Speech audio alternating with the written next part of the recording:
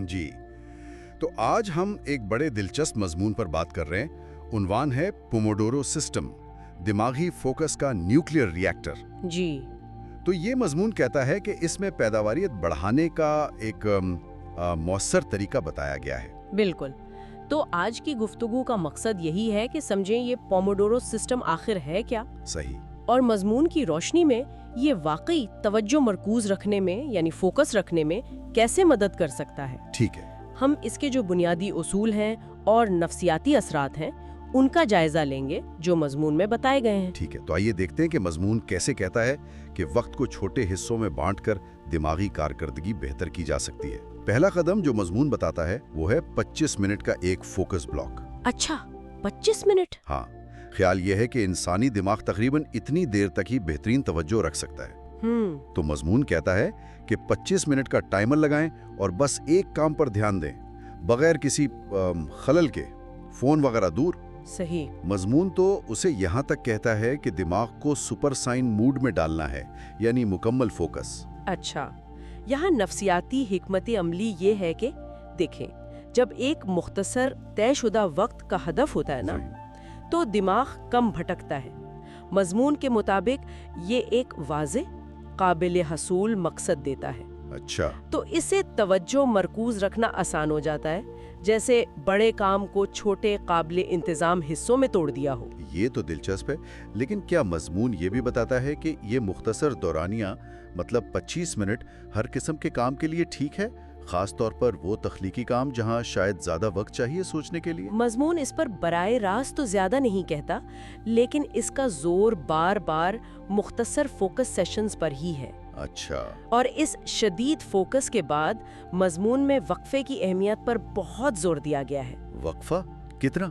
ہر 25 minute کے session کے بعد 5 منٹ کا وقفہ۔ صرف 5 منٹ؟ جی، مضمون اسے کہتا ہے دماغ کو ریلوڈ کرنا یا مینٹل پاور شاٹ۔ ارے واہ، مینٹل پاور شاٹ۔ تو ان 5 منٹوں میں کیا کرنا ہے؟ فون تو نہیں دیکھنا؟ نہیں، بالکل نہیں۔ مضمون کہتا ہے کھڑے ہوں، گردن گھمائیں یا بس آنکھیں بند کر لیں۔ فون یا سوشل میڈیا سے دور رہنا ہے تاکہ وہ اسکرول ہول میں نہ گر جائیں۔ صحیح کہا۔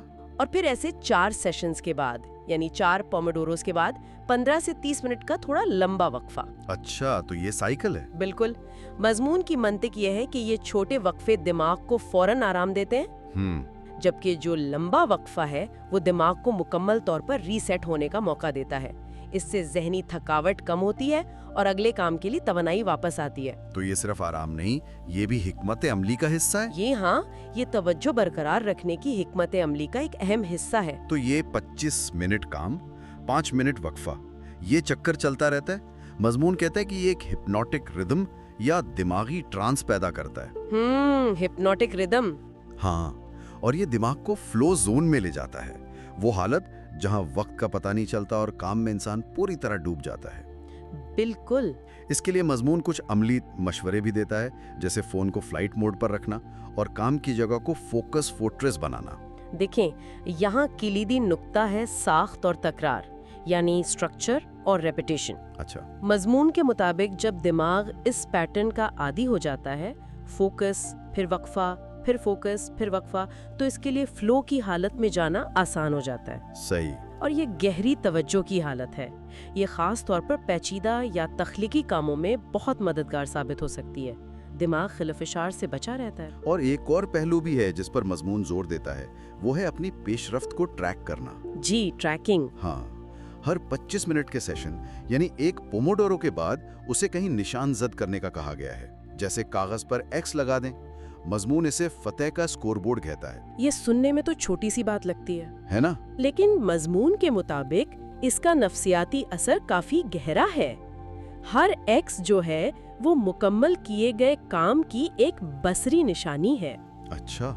یہ دماغ کے ریوارڈ سسٹم کو متحرک کرتا ہے، ایک کامیابی کا احساس ملتا ہے، اور یہ عادت کو جاری رکھنے کی ترغیب بھی دیتا ہے، یعنی مستقل مزاجی پیدا کرنے کا ایک مؤثر طریقہ ہے جو کسی بھی تکنیک کی کامیابی کے لیے بہت ضروری ہے۔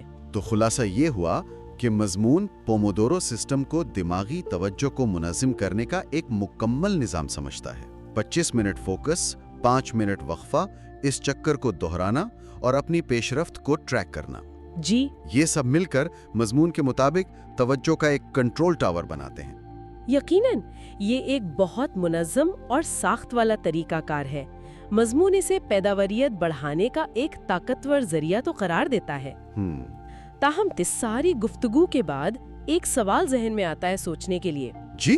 کیا یہ ٹیکنیک جو اتنی سخت ساخت پر مبنی ہے، ان منصوبوں یا کاموں پر بھی اتنی ہی مؤثر ہے جن میں بہت زیادہ لچک کی ضرورت ہو، یا جہاں غیر متوقع تبدیلیاں آتی ہوں یا طویل بغیر رکے سوچ بچار کی ضرورت ہو؟ ایک اہم نکتہ ہے۔ جی، یہ وہ پہلو ہے جس پر شاید اس مضمون کو پڑھنے والے مزید غور کر سکتے ہیں کہ کیا اس میں ترمیم کی ضرورت پڑ سکتی ہے یا نہیں۔